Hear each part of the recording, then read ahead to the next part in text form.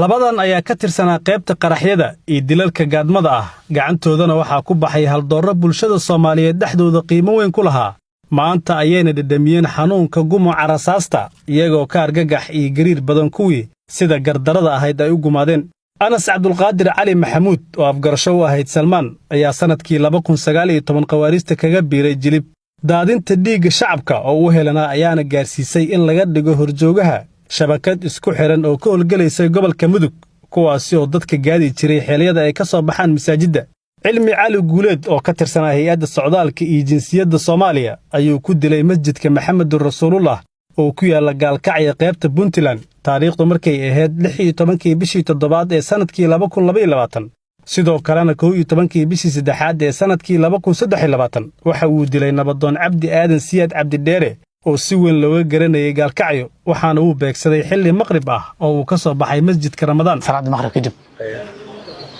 markii lagu galmiyo ninka xoogaa yar waa taxadir badan uu lahaay in wax way zaad loo raadina waa ogaay waxaad u malaynaysaa waa nin loo sheegay in caawil dil doono kula zaid buu waxa weeyaa meel iska firfiinay macnaha shaka buu qabo kulli waa shaqada nagu cusleed taas oo shaqada nagu adkeed habeenkaas dadka laba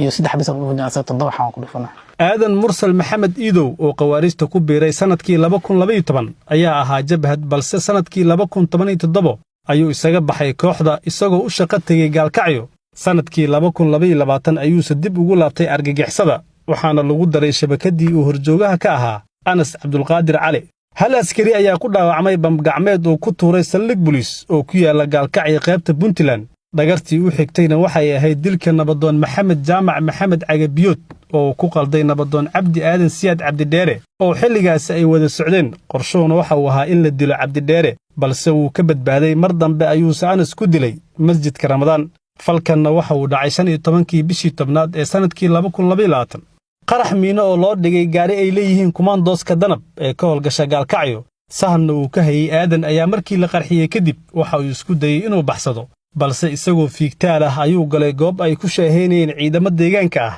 kuwaasi ayaana qabtay oo ku wareejiyay ciidanka danab waana meesha lagu soo afjaray shabakad isku xiran kana koobneed 6 qof waxaana hoygii ay deganaayeen oo talis u ahayd laga helay qaraxyo baaruudda TNT darees ciidan kabo iyo hubkii ay ku howlgalayeen maxkamadda darajada koowaad ee ciidamada qalabka sida ayaa 20 bishii 3 ee sanadkii 2023 u fariisatay kiiska Anas iyo Aadan oo ay weheliyeen eedeysanayaal kale fadhiyo kala duwan kadibna 22 bishii 5 ee sanadkii 2023 ayay